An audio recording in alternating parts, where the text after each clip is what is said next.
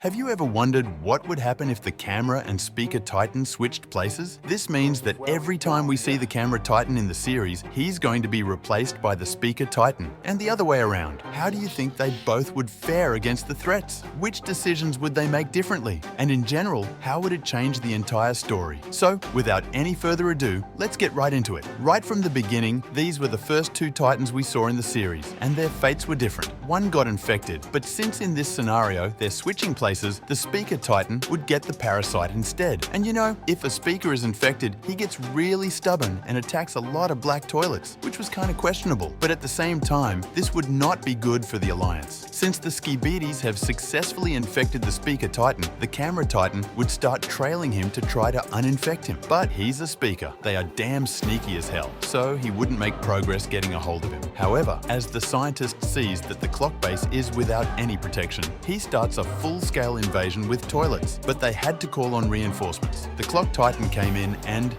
did the deed on the toilets. They all got destroyed. The camera Titan is still trailing the speaker in another location, but the scientist and the magnet mutant are being bullied when they tried to attack the clock Titan. So he calls on the infected speaker Titan. I wonder where they hid him all this time. But yeah, he teleports alongside the scientist, and you could tell that he's not going to go easy on the clock Titan, shooting his blasters multiple times at him. Although the battle would not be as intense as the one with the camera Titan in the original, the clock Titan would have to be careful not to damage his friend. But it's not quite working. Even when he tries to get the parasite out by stopping him in time, his energy reserves were not enough. So this gave the scientist and magnet mutant the edge to immobilize him enough for the speaker Titan to land a final blow, taking down the clock Titan. Damn, this is definitely not good for the camera Titan, as all the responsibility would instantly fall on his shoulders, just like it happened to the speaker Titan in the original. So now, the scientist has two Titans. The camera Titan is notified to stop the search and return back to base, so they can plan a rescue mission. They start brutally interrogating toilets secretly, FBI style, and soon enough, they snitch. The location of the base is leaked. Now, the Alliance knows where they are holding them, but they need reinforcements, so they call on the drills. The drill Titan would be introduced into the Alliance. Together, the entire force of the Alliance attacks the base ruthlessly with full force, but the priority of the camera Titan would be to recover the clock Titan, as he's more gullible since he's defeated and easily accessed, so he leaves the speaker to the rest of the Titans. As we've seen across all the series, to uninfect a speaker is not that easy. They can be clumsy and always find a way to slip away, so the drill, alongside the other agents, have a lot of work to do immobilizing him to get the parasite out. Meanwhile, at the location of the clock Titan, the camera Titan is seen battling with the magnet mutant, and successfully, he's able to put him in the dirt and,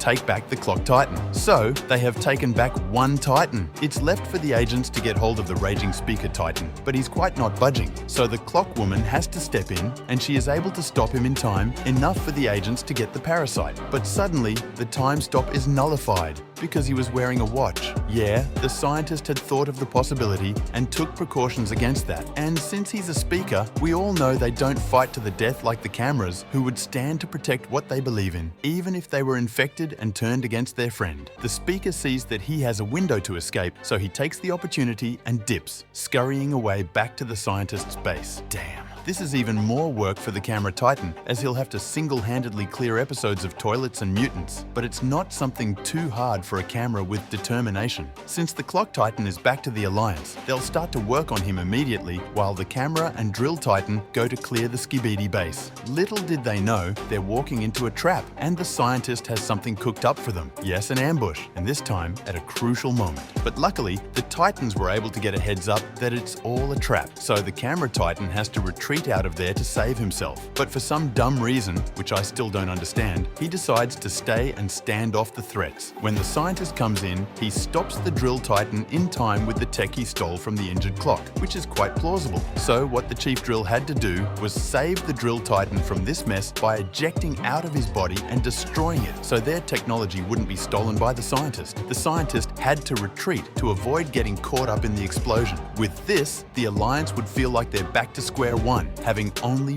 one Titan. So they go on to upgrade him significantly to be able to stand up against the threats. With these new upgrades, he'll have the gravity arm and a hammer reinforced with massive machine guns on his shoulder. With this new power, he had to test it. So, just as the clown mutant was about to eat up the agents, the camera Titan comes in and uses his machine guns to tear the clown mutant to literal pieces, saving the agents. But he gets a message. The scientist has been spotted, so he moves out to that location. On getting there, he's met by mutants. However, the scientist calls on reinforcements, the Pennywise toilet. Together, they ambush the camera Titan while he's in battle. When they use the time stop on him, it's nullified because he was wearing a watch. The camera Titan is obviously outnumbered, but he still decides to stand his ground against them. So the battle rages on. Then the scientist calls in the infected Speaker Titan to aid them in the battle, to capture the camera Titan for themselves. But unknown to them, this has been the Alliance's plan. When they saw that the scientist brought out the infected speaker, the signal was given. A slight vibration was felt first, which shook the ground. But before the scientist could understand what was going on, a massive hole appeared from the ground, and the Speaker Titan fell into it. He was immobilized by the Drill Titan, which enabled the agents to go in. And because he couldn't move, they were able to remove the parasite, while the camera Titan held the scientist and others off. Then, from deep inside the hole, the Speaker Titan emerged, now free from the infection and quite remorseful and angry at the Skibidis for messing with him. So he goes on to attack the scientist ferociously. Together, they were able to bully the scientist, and the camera Titan even roasted the Pennywise down to a skeleton. By now, the scientist would notice that he's playing a losing game. So he retreats from the battlefield, leaving them with the kamikaze mutants. But the camera Titan's new upgrades would save them, with the shield giving a huge win to the Alliance. Then they get a message to return to the clock base. The Skibidis have managed to rig it with a bomb. The camera Titan is the first to get there. You know how the camera fights. He gets to work quickly, destroying the mutants and removing the bomb from the base. But then the SCP toilets come in and fire shells at him. He uses his shield to protect himself. Then,